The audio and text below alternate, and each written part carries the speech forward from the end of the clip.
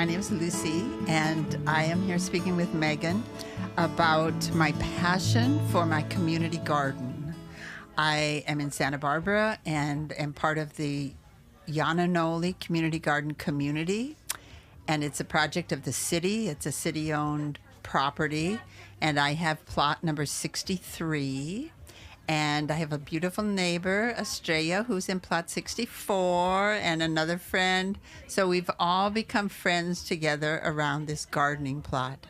The plots are 10 by 20, I think. Okay. And we rent it from this. Do you ask me things or do I No, just keep going. And we rent it from the city for, when I started, it was $68. I think it's $75 a year now, which is a total bargain. Yeah. Because what we get with that is the spot, a safe fence around it, water, soil, and community. For me as a senior, a retired person, I get to walk 2 blocks to the garden. So you live close to it? I live close to it, and I just walk over there. Maybe you have some questions for me. Mm-hmm. Yeah. I'm curious how long you've been doing this and had your plot at the community garden. I've had, this is my, 63 is my 3rd plot, and I have been with the community gardens for probably 10, maybe 15 years. I stopped for a little while when I was working and then went back to it. But I had encouragement from my neighbors, and then I did that, and it was really fun.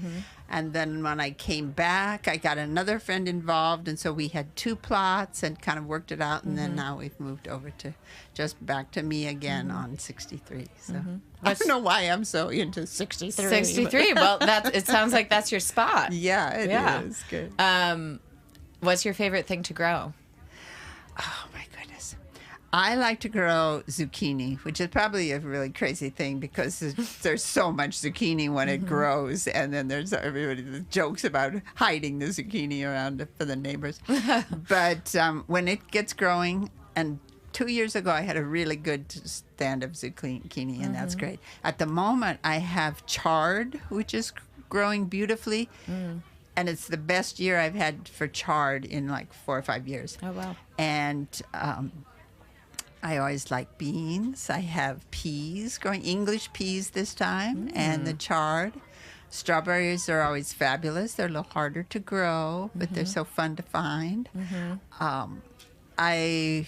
We just at Yananoli Gardens put in a whole gopher project. The city kind of revamped the gardens. So this year I'm having no gophers, and it's really nice to not be fighting so much. Yeah. And I'm ahead of the game, knock on wood, with any of the pests or anything like that. Good. Yeah. Do you have ladybugs? Are they I do have naturally there? ladybugs. Yeah, I have ladybugs. Nice. And a artichoke plant that has loves ladybugs to working on. Yeah. That's a cute combo, artichokes and ladybugs. Yeah.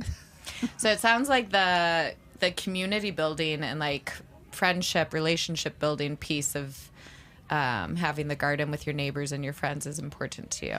It's very important to me. I live alone, and so this is someplace that you can get to know people, and just, you don't have to be formally introduced or have someone tell you, like, introduce you. You can just walk by and say, "Oh, what are you growing?" Or "That looks beautiful." And it's so easy to give positive feedback.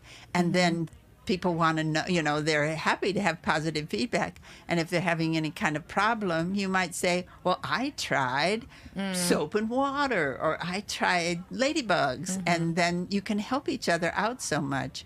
And if I need a job that's for a stronger body, I can go to people that have stronger bodies, and the grandchildren love to come, and it's just really a lovely way to, over the years, you get to find out what people are doing, and if they're having difficulties, you help them out. I love that. Yeah. Can I ask you one more question? Sure. What would you say is like the most surprising thing you ever learned or experienced from your garden? How random it is.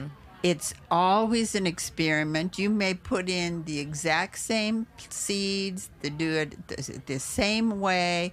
Everything you think is the same, it turns out completely different. And one year it's happy, the next year it's not. And it's such an experiment, and I did not realize that. I love the farmers, and I don't know how they do it, put all these crops and all the food on the table, because it's a really tough thing and to learn, and they must have the magic touch to be able to do it. So no farms, no food. That's my latest bumper sticker that I'm actually going to put on the car. Oh, good. Yeah. I like that. Well, thank you, Lucy. Thank you, Megan. Appreciate it. Bye-bye. Bye.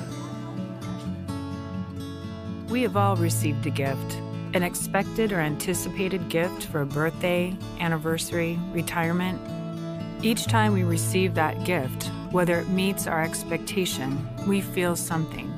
Happy, sad, disappointed.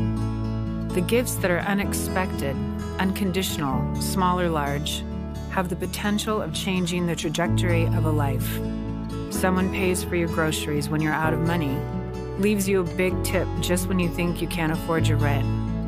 Those are the gifts that ease our fears, make us grateful, and want to help others. This is a space where we share how those gifts, big or small, make a difference and change our lives. Welcome to the Starfish Connection.